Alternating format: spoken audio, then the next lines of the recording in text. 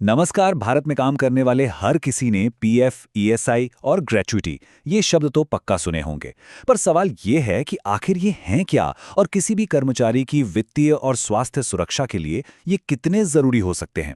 तो आज इस विश्लेषण में जिसे प्रस्तुत किया है हनुमंत गोडसे ने, हम इन्हीं कानूनी अधिकारों को एकदम सरल भाषा में समझने वाले हैं और ये भी जानेंगे कि ये किसी कर्मचारी और संगठन दोनों के लिए इतने मायने क्यों रखते हैं।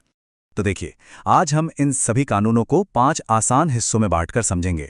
सबसे पहले, ये कानून बनाए ही क्यों गए। फिर किसी के भविष्य की वित्तीय सुरक्षा और स्वास्थ्य सुरक्षा की बात करेंगे।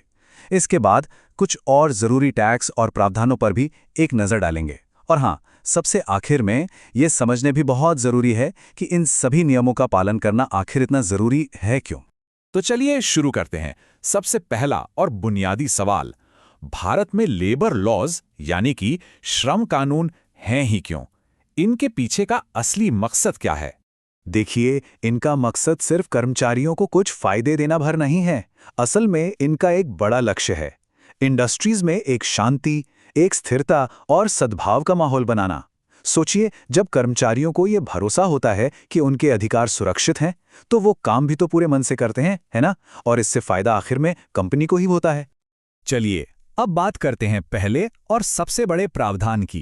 एक ऐसा प्रावधान जो किसी भी कर्मचारी के लंबे समय की फाइनेंशियल सिक्योरिटी यानी कि वित्तीय स्थिरता पर फोकस करता है। जी हाँ, हम बात कर रहे हैं प्रोविडेंट फंड की, जिसे हम सब पीएफ के नाम से जानते हैं। यह असल में एक अनिवार्य बचत योजना है। मतलब ये कोई ऑप्शन नहीं है। इसका मकसद है रिटायरमेंट के बाद कर्मचारियों को एक वित्तीय सुरक्षा देना।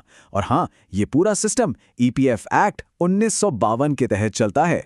और ये बात बहुत जरूरी है कि पीएफ कोई ऑप्शनल स्कीम नहीं है। अगर किसी कंपनी में 20 या उससे ज्यादा कर्मचारी काम करते हैं तो उस कंपनी के लिए इस कानून को लागू करना कंपलसरी है, अनिवार्य है। अब सवाल आता है कि ये काम कैसे करता है। तो देखिए, इसका प्रोसेस बहुत सिंपल है। कर्मचारी की सैलरी से एक छोटा हिस्सा कटता है और उतना ही सेम हिस्सा कंपनी यानी एम्प्लॉयर भी उसमें मिलाता है। इस पूरे पैसे को मैनेज करने का काम ईपीएफओ यानी एम्प्लॉयज प्रोविडेंट फंड ऑर्गेनाइजेशन का है। और ये जमा हुआ पैसा रिटायरमेंट के वक्त या फिर किसी इमरजेंसी में बहुत काम आता है। अब आते हैं एक और बहुत ही महत्वपूर्ण बेनिफिट पर, जिसका नाम है ग्रेच्युटी। इसे आप एक तरह का रिवॉर्ड समझ सकते हैं। ये एक मुश्त पैसा होता है जो कंपनी अपने उस कर्मचारी को देती है जिसने वहां लंबे समय तक अपनी सेवाएं दी हों। और ये पेमेंट ऑफ ग्रेच्युटी एक्ट 1972 के तहत आता है। तो ग्रेच्युटी का हकदार कौन होता है? कोई भी कर्मचारी जो एक ही कंपनी में लगातार 5 साल या उससे ज्यादा काम कर लेता है, वो ग्रेच्युटी का हकदार बन जाता है। सीधी भाषा में कहें तो ये किसी कर्मचारी की लॉयल्टी के लिए कंपनी की तरफ से एक सम्मान या इनाम है। यहाँ एक छोटा सा ब्रेक लेके ये बताना भी जरूरी है कि ये जो सारी जानकारी हम समझ रहे हैं, इस पूरी ट्रेनिंग सामग्री को industrial safety trainer Hanumant Godse ने तैयार किया और प्रस्तुत किया है। खैर, चलिए अब आगे बढ़ते हैं। ठीक है, तो फाइनेंशियल सिक्योरिटी की बात तो हो गई।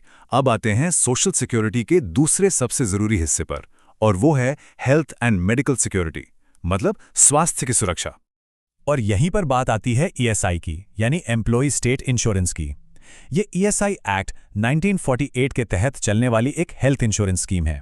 ये सिर्फ कर्मचारी को ही नहीं बल्कि उसके पूरे परिवार को मेडिकल केयर, बीमारी में मदद, मैटरनिटी बेनिफिट्स, मतलब कई तरह की सुरक्षा देती है।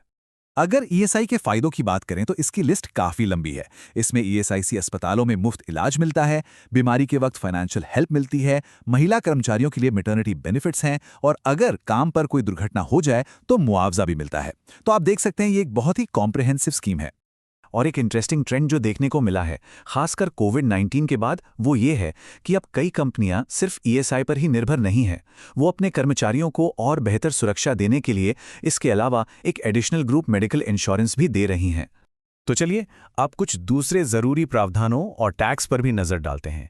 इनके बारे में भी हर कर्मचारी और कंपनी को जानकारी होनी चाहिए। यहां हम बात कर रहे हैं प्रोफेशनल टैक्स की। अब इसमें एक ज़रूरी बात यह है कि ये टैक्स सेंट्रल गवर्नमेंट नहीं लगाती, ये स्टेट गवर्नमेंट्स यानी राज्य सरकारें लगाती हैं उन लोगों पर जिनकी प्रोफेशनल इनकम है, और ये टैक्स सीधे सैलरी से ही कटता है।